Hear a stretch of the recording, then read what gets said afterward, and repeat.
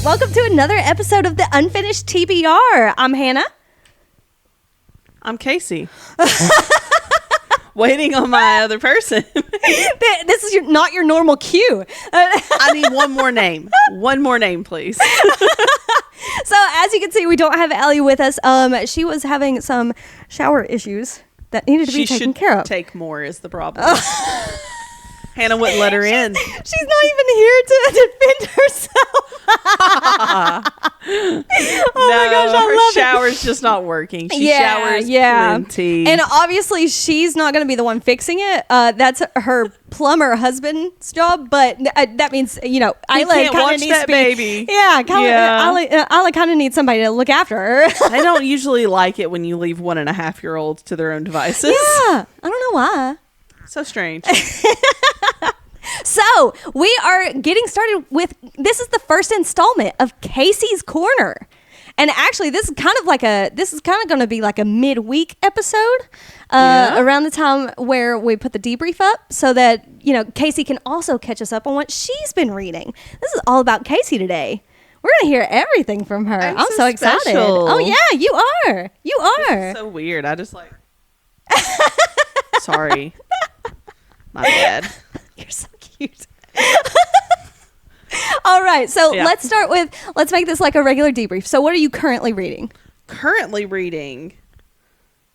I wasn't ready for that question. Oh, man. Girl, this is a monthly debrief thing. Currently, I've got a few that are probably DNFs that I'm going to leave off. But currently actually reading is The Midnight Library by Matt Haig. Haig, yeah. I just read that this month. Did you just read it too? Oh my gosh. I got it and I got Harry Potter at the same time. One of the Harry Potter books at the same time. So I went ahead and started Harry Potter to knock it out. So I've had this one for about 3 weeks. I have 5 days to finish it. It's pretty quick. It's pretty quick. Yeah, it's gone pretty well so far. I think I started it. It says June 17th. So nice. I started this like Wednesday. But love it. Love it. Yeah, What else? I'm liking it so far. Oh yeah. The rest are probably some DNFs, things that I've already said I've been reading, but I've kind of paused on. I gotcha. So far, the Truths We Hold, which is Kamala Harris's. Oh yes. Memoir, I guess it's a memoir, I suppose. I'm still reading it, and it did stay on my Kindle.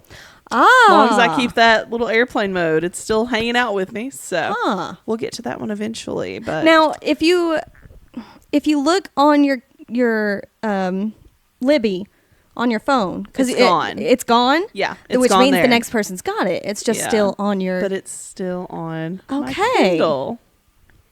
There's a hack, people. Yeah. We'll talked about maybe this. It's got whatever it had loaded. Right. And then I'll get like 10 more pages in and be like, and it's gone. But I'll just hop back on the list. Yeah.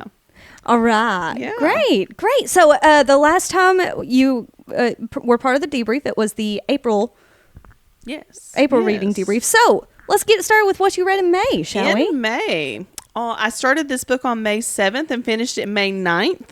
So 2 days, and I read Crown of Midnight. In 2 days? In 2 days. Girl, that's impressive. I am listening to them in audio form, though. Okay, that does help, but still, that's impressive because those are hefty. They are, and that also means with a toddler that I'm having to find a lot of time that he's not engaging with me to be able to listen. Right. So it was worth it, though. Wasn't it so good? It's not as good as Throne of Glass. Right. I did not think it was as good. I gave it 3 stars because I gave Throne of Glass 4. Okay. And I was like, this is kind of a ranking situation. I gotcha. Yeah. But I did like it. Should I read any of the synopsis, or is that going to be too many spoilers?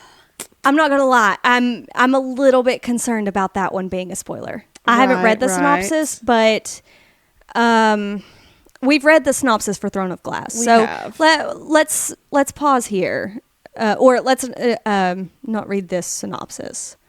If you're good with that. Yeah, because the first 2 sentences is a spoiler for Throne of Glass. Read it. We don't want that. Yeah. We don't want that. So no. Yep. It's a continuation though of Throne of Glass. Yes, it's the next book. We're still following Selena Sardothian, right? And her time. Yes. So, as far as the Assassin's Blade goes, is the next one going to be Assassin's Blade? Is that? I did not realize there were so many different ways to read it. Yeah. Because you could read it all the way through and then do Assassin's Blade at the end like you did. Right. Because it was an insert as opposed to the storyline itself. Right. You could read it fourth, which is the order I believe she released it. Okay. I'm a little torn there. Yeah, because, I mean... Let me double check I'm saying that right. With the ending of Crown of Midnight being the way that it is, doesn't it make more sense to go ahead... Like, if you're going to read it in the middle of the series, wouldn't it make sense to read it now? You know? Because now next book, your thought process has completely changed. I don't know. Let me see if I can find the publishing date. This was published. Assassin's Blade is, it says here, it is a 0.1 to 0.5 insert into the story. Okay. So if you were putting it in order, it's a prequel, obviously. Yeah. But it was released on March 4th, 2014. Okay. And the next book after that was in the book number 3 is Heir of Fire, released on September 2nd, 2014. So I guess it would be... Okay. I've seen some people reading Heir of Fire next. That makes no sense. And then putting Assassin's Blade. And I was confused. So I was kind of torn on which one to go forward with. If you're going to go with release date, it sounds like Assassin's Blade is next. And that would make more sense than putting it fourth. Yeah. Especially with everything you learn in Crown of Midnight. I see why this might have come up now. Right. As a prequel. But fourth, that's a little confusing, which I haven't read the third book to know. No. But it doesn't make much sense. No. That might have just been a crazy one. Yeah. Now, the other way people read it is to read Assassin's Blade first. Which I have suggested my friend Allison read. Allison, I hope you're liking it. So you read it at the end, right? Technically, but it was like before my next read through. I'd already read through the series. So you read it after you'd read everything else, and then it was the first of your next read through. Yes. So still technically it's the end of the last one. Technically, because I had all the information. Yeah. So you read it at the end as a standalone sort of deal. Right. Allie read it at the beginning. She loved it. Yeah. I'm going to go with true release date. So next for me is going to be Assassin's Blade. Okay. Awesome. And I'll let you know if that just like blows everything out of the water, or if I'm like, I totally should have read this earlier. Yes, I would. I honestly can't wait for your thoughts on that. So we'll have all read it a different way. Yes. Tested out each method. Yes, exactly. Okay, so so far this one is lower than Throne of Glass. Crown of Midnight is lower than Throne of Glass in your book. Okay. I'm excited for you to get through the rest of the series. Did you read any more of those in this time? No? No, not yet. That's okay.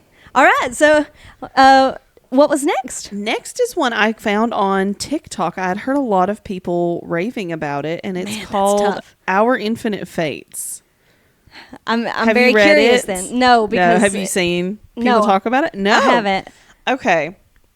It's called Our Infinite Fates, and it is very conflicting reviews online. It's Crown of Midnight's, by the way, overall was a 4.36. Ah, nice. A little bit. So that's pretty accurate. Mm-hmm. Our Infinite Fates was overall rated a 3-star. Oof. I read this from May 14th to May 16th. Okay. Pretty quick. Yeah. Let me read you the synopsis. Since you've not heard about this one. The fact that the average is 3. Yeah. It's a high-end 3, but its average is still a 3.72. They've loved each other in 1,000 lifetimes. They've killed each other in every one. Evelyn remembers all her past lives. She also remembers that in every single one, she's been murdered before her 18th birthday by Arden, a supernatural being whose soul and survival is tethered to hers. The problem is that she's quite fond of the life she's in now, and her little sister needs her for bone marrow transplants in order to stay alive. If Evelyn wants to save her sister, she'll have to, 1, find the centuries-old devil who hunts her through each life before they find her first. 2, figure out why she's being hunted and finally break their curse. 3, try not to fall in love. The invisible life of Addie LaRue meets This Is How You Lose the Time War in this fantastical love story that defies death as 2 souls reincarnate through centuries. Huh. My 3-star rating was given because 75% of this book is a 5. and the last 25% of it is a 2. Oh, no. So I felt a 3 was pretty fair. All because you read all of it, and it's a wonderful premise. Right. Oh, yeah, that sounds fantastic. The story's great. It goes back and forth between some of their old lives. Right. Like the chapters are titled, today, and it's 2005 or something. And then back then, and it'll say Serbia, Russia, 1800s or 1700s, and it goes all the way back to like the 900 AD's times in Greece. Wow. Or maybe it's Rome.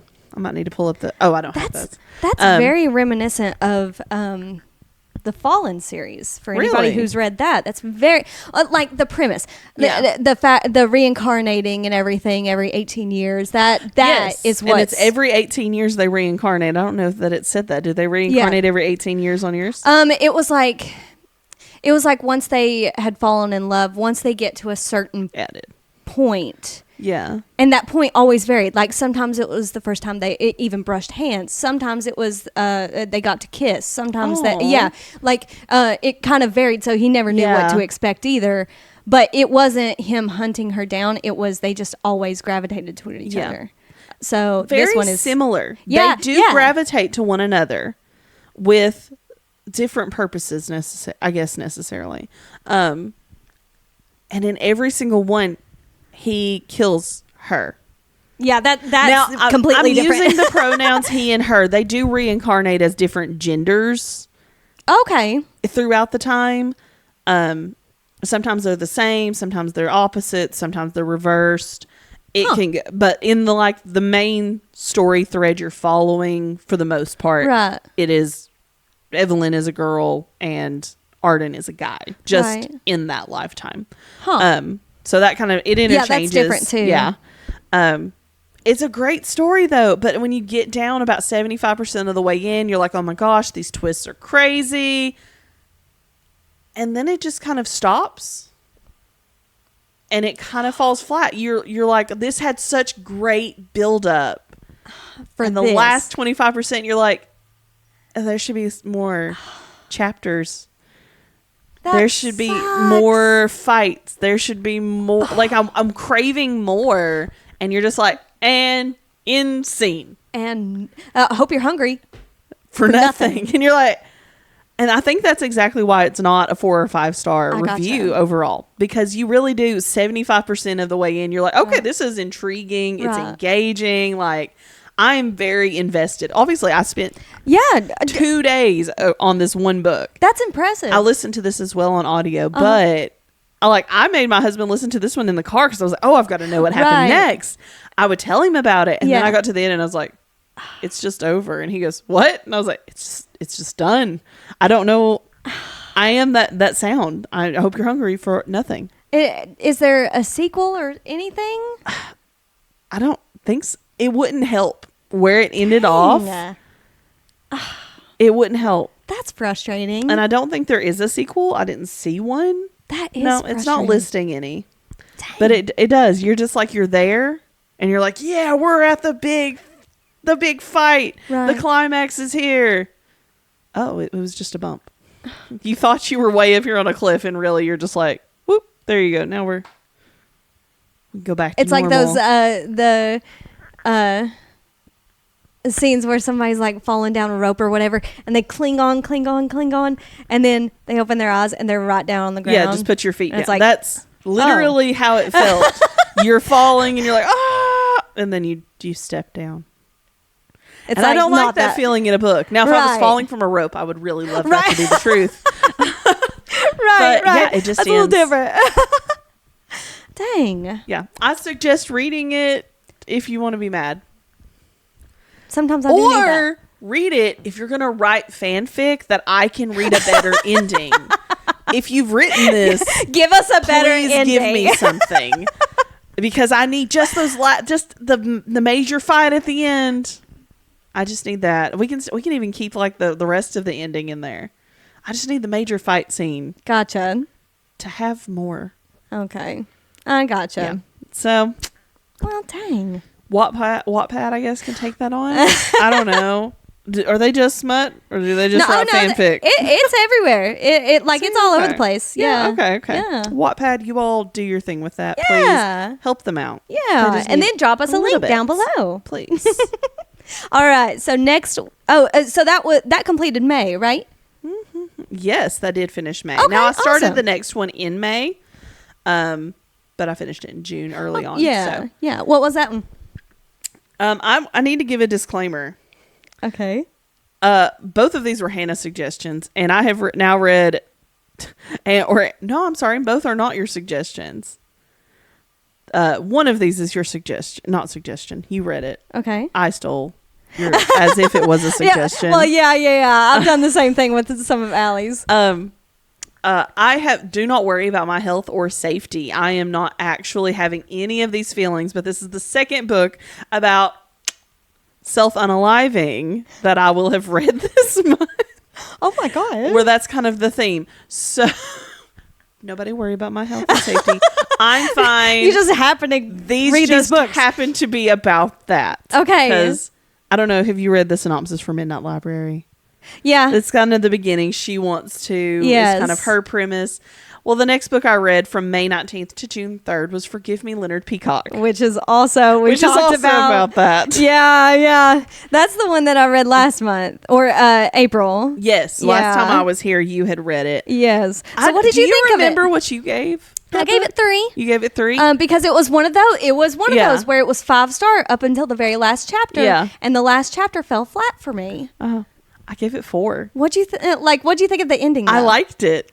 The ending? I did. I felt it was appropriate. But then what happens with his friends and stuff? Exactly. It's so real. This is supposed to be so real. I need answers. You don't get them in real life, though. But I want them. Listen, I'm going to have all the answers in heaven. I might as well have all the answers now. If you want to hear the synopsis, go back to April. Yes. Hannah has already read this one. I read that one. But I really did. I feel like it was an appropriate ending to just have him be okay with life as it is. I didn't think he was okay with it after that, though. I thought he was going to go and, follow through with everything after that. Like, I think he thinks he's figured out that high school is not the be all end all of his life, and that he does need to look forward to future selves, that he needs to focus there and know that these people are not forever. And he's the one that can make his day good. And he doesn't have to rely on anybody else. I think that's part of it, is that he can make his own banana pancakes. He can do this. He can move forward. And as long as that's not what's driving his whole life, he's not letting everyone else dictate it, it'll be okay. But it means people are disappointing. And I don't want to believe that. People are disappointing. I'm sorry, Hannah. I want the best out of people. Hannah wanted a more fantasy end. Yes. Everybody comes together and nice hugs. little bow. Everybody, holds hands around the campfire, sings Kumbaya, all that fun stuff. That's what I wanted. You don't get that here. You will just get a hard stop and life continued on. I liked it. Dang it. Well, I'm glad you liked it. Yeah. What did you think? Did it change your perspective on like how you present yourself to people and stuff? Like how you go about a little. The world I would and suggest teachers read this book. Yes, because you're going to engage with children who have these home feelings. lives and things happening that are causing them to feel this way. Yes, and maybe they're not to his extreme, right? But you will encounter, because I know you'd already spoke a little bit about it, but I started clocking early on some of the training that we are given of what he's feeling, why people should have known sooner something was wrong. Mm-hmm. And I was very glad at some of the teachers for taking that initiative and trying to follow those things. I think it gives you an insight into the mind of, a 17-year-old whose life revolves around himself. Yes. And he doesn't think it's going to get any better, because that's like most teenagers. Yeah. I felt that way. Right? Yeah. I thought everything was life or death when I was 17. At the time in school, it feels like the absolute end of the world worst thing ever. Yeah. See, I never thought high school was like, I thought in the moment that these are supposed to be the best years of our life and they suck.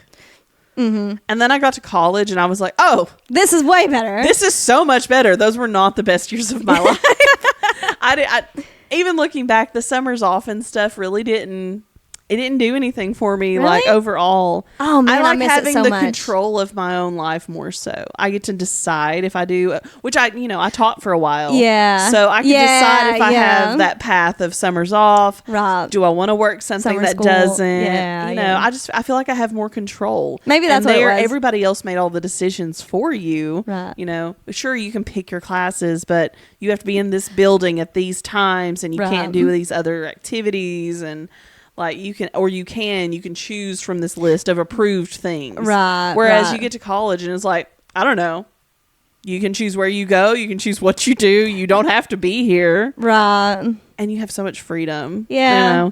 I guess I was reading this more so from like, no, dude, this is really not. These are the worst years of your life. Right. If you're feeling bad about your high school career. Yeah. That's most completely people think normal. they suck. Yeah. Yes. A lot. I won't say most. It's probably 50-50. People think they suck. And there's always going to be golden times in those years. Right. I definitely miss some of the people. Right. But a lot of times you don't even see them again. You realize how many people you just become friends with from proximity. Yeah, just proximity to them. Mm-hmm. Yep. As opposed to our really making time. like anything the same. Right. Right. Yeah. I wish that ending would have been a little bit better, but I'm glad you liked it. It should come with 2 endings. Yeah. The Hannah ending. Do you want happy? Do you want life? Yeah, life does realistic. Just go on. Yeah. And I get it. All right. I do wish he would, as he's following people on the subway train, I really wish he would have chosen a different place to follow people than the subway. Because I was sitting there reading it going, sketchy. Hold up. First of all, I'm commuting to and from work. This is my like zone out moment. I'm not happy because I'm just on a train. Why do you think I should be whistling my whole day away? This isn't the good part. I'm commuting. You've picked one of the most boring moments, and I have RBF. I could be thrilled inside and still look like I hate everybody. Oh my gosh, you picked the worst place to go look for people to smile. Well, he can't get anywhere else. He's a kid. Well, I guess. He figured out how to get there. Right. At least stand up on the street. I feel like there's more happy people above ground. Probably. I know I'm happier above ground. I usually am. Oh, yeah. Anyways. All right. Is it time? Is it? Oh my God, it's time. Oh my gosh. Okay, so I read this one from March 19th through June 8th. Hannah is wearing a shirt to give you a hint. Yeah. Guess. Onyx Storm. Onyx Storm. I finally finished it. Oh, Hannah, I'm so happy. You finished it like February. When did it come out? January. Yes. So you finished it in February, not long after, like 3 weeks maybe? Yeah. And then Allie finished it in April? Yes. No, she finished it in May. In May. Yeah, you all we did talked about it? We've now is a great segue to let you know that we are going to be having a mini-sode. It's going to have bits of me and Allie's discussion. It's going to have bits of this discussion. You're going to get to laugh at me as I cry because I'm also going to include the videos that I made for Jessie as I was going through. And I did cry. Are you going to share those with us? Yes, I am. You are? Yes. Do I get to see them today or am I going to have to wait? I can let you see them today if you would like. So you can go ahead and laugh. I'm game. So you can go ahead and laugh. And that goes through like, I have like timestamps of it where I just finished this part. Yeah. And I just finished this part. So like everybody's, I am setting myself up to be bullied, and I'm perfectly okay with that because I look back and I'm like, idiot. Like, as long as you're walking into it knowing. Yeah, I know what I'm getting into. These are going to be shorts you put in on YouTube now. Yes. I'm going to be one of those cringy people crying on the internet. That's going to be me. Yes. And it's going to be over a book. So it's much better. Much better than other things. Let's talk about this. Let's get into this mini-sode, shall we? Here's the generic stuff that can stay in the episode real quick. It is rated at 4.22 overall. I gave it 4 stars. Yes. Obviously. Yes. I love this series. I cannot wait for more. Yes. All right. I feel like I have to leave that in Kasey's corner to show that we're on the same wavelength. You should put it in both. Yeah, I'll put it in both. Right. Get both audiences. Okay, so back to our Kasey's corner. That was fun. Yeah, we really just have one more because the next one I read is our book club book. Yes. So Harry Potter and the Goblet of Fire. Yes, I read this from June 9th to June 16th. This is what I was trying to finish when I also got the Midnight Library. Right. So I was trying to power through this because this was like 26 hours long of a listen. Yes. And because they're children's book, I'm trying to do mostly audiobooks on them because I don't know if I'll have the patience to read them right now. Right. Maybe once I've gone through them and have like learned to love more of the characters, I'll have more patience. But they were written for children. Yes. And I like the voices people do. Yes. They always give them just a little bit of a voice, you know? Jim Dale. Just enough. You're amazing. Jim Dale. I love him. Yeah. He's spectacular at reading these books. He is. Does he do all of them? Yes. He does all of them. Good. Mm-hmm. I have the rest on hold and Libby, and some of them are popping up ready, and I'm just putting them off. Right. So I might be able to get through them pretty quickly. Woo! But this is the 4th book in the Harry Potter series. Yes. You know? So we won't read the synopsis for this one either. Major spoilers. It just exists as spoilers. This is rated a 4.57 overall. And I rated it a 4. Yes. It's such a good book. It follows very closely to the movie on the parts that it put in the movie. Right. There was a lot that it left out. There's a lot left out, though. Winky just being gone entirely. Like, I can't even imagine now how that worked. Like, how they thought that it was okay to take her out. Yes. And this is the one that had the big plot hole at the end. Does it? I can't remember exactly. In the book or the movie? The movie did? The movie had the huge plot twist because at the end... Spoilers if you haven't watched the Harry Potter movies. No, spoilers for both, actually. So watch yourself. Yeah. But also, these have been out for 20 years. Like... Yeah. Most people have canceled J.K. Rowling anyways. You're probably not going to read it. It's fine. Yeah. Skip ahead if you want to. Anyway. Okay, so at the end of Goblet of Fire, the book, Barty Crouch Jr. Tells the whole story to everyone that's there. Everyone that's present. Well, then, Harry goes and tells the story to Dumbledore, the full story. Then they go to the hospital wing for him to recover. And in bursts Dumbledore, McGonagall, and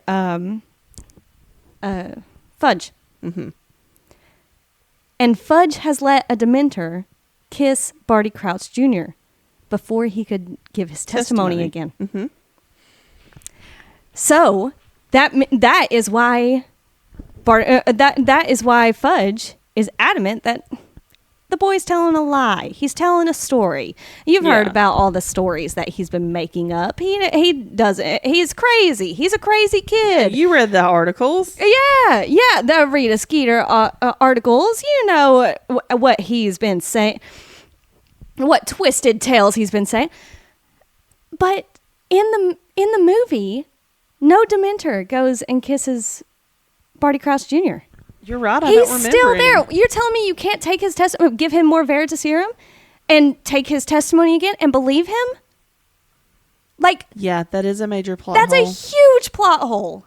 I remember people talking about just the movie saying there's a major plot hole there. That's it. And that's it, but it's solved in the books. Because otherwise, what is Fudge's reason for not believing that Voldemort's back? Yeah. If somebody is saying they were part of the plot. You arrested them as part of the plot. Yes.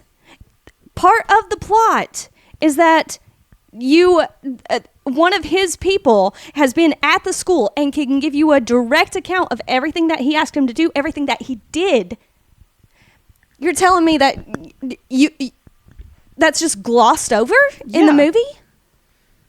Biggest plot hole out of that. I love the movies. I want stated very clearly. I love the movies. I think it's a great overall movie, book to movie adaptation. However, because like I said, most of what they kept it pretty page to page. They just they lied by omission. You know? Yes. They didn't make it new. I was very disappointed that they didn't have the creatures in the maze at the end. Yeah. Like, that was a major portion. Yes. What about the Sphinx? Yeah, giving you all those riddles. Yes, I loved those riddles. I'd have never have gotten them. But I would have had to turn around and go a different way. You said my options were to die through you, guess your riddle, or leave. You have a great day. Right, exactly. I'll just let the next guy have it. He didn't care if he won anyways. Mm-mm. It was more like, I mean, if I do, I do. But. Right. Because he never wanted to be in it in the first place. Yeah. Like, he's tired of being the boy that lived. Literally. I'd like to be the boy who just existed for just a minute. I just want to exist, please. Yeah. Ron, come swap with me, please. Right? Literally, he's like, I take it. I don't want this life. Like, go for it if you want it. Like, because Ron was a little baby in this one. He was. Now, I did have a question for you. Mm-hmm. At the end of the book, Snape says, "You don't believe me," here, and shows his mark, mm-hmm. the dark mark. Does that happen in the movie? No, because Fudge isn't there. Okay. It's hinted at. Is it? I know the whole time we kind of assume. Mm-hmm. But I was like, I don't remember there being hard evidence he was one of the dark. Mm-mm. In the movies, it doesn't come up until the 5th one. Yes. Okay. I was like, it's later. It's not now. Mm-hmm. We have to go through more stuff before it's like, oh yeah, he was one of Voldemort's people. Because I watched the movies before I read the books, obviously. But I was like, wait, Harry knows he was part of Voldemort's group now? Mm-hmm. I know he makes a ton of assumptions and there's things that like allude to it. Right. But like hardcore evidence. It's right at the end of the book. That wasn't in there that I didn't recall, at least. Mm-mm. It's been a minute, but. Nope. Wow.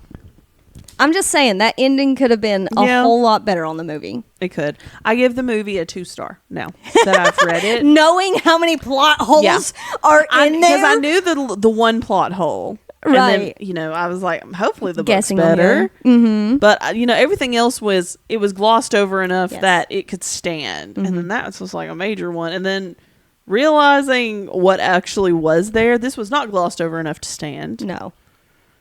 But you only know that if you read it. Exactly. It was good enough to be a 4-star movie if you never read the books. Right. Right. Now you're 2 stars. Mm-hmm. I know what I'm missing out on. All right. So I just tried to drink out of this. I went. Jeez, Louise, I need to go home. Well, good thing we're at the end of Kasey's Corner here. Hannah's gonna let us out of our tracks. So technically, the last one you read was our book club book, which you just finished last night. But that episode is coming on July 7th. So hit the little bell, get some notifications from us, and read that book with us. You've got a couple weeks still. So yeah, come and read that with us. And while you're at it, you might as well come hang out with us on social media. We're pretty dang cool. We're fun. It's not cool to say that we're cool, right? We have great personalities. We have great personalities. So come hang out with us. We are on Facebook, Instagram, TikTok, The Unfinished TBR. We've got an email, theunfinishedtbr@gmail.com. We've got YouTube. We've got Spotify with new episodes every single Monday, plus clips on YouTube about every night. I try, but... She tries the most out of everybody. I try. Do it for Hannah. Do it for me, please. Please. We love you. I'm not desperate at all. I just love you. All right. We will see you next week for another episode. Bye. Bye. Love you.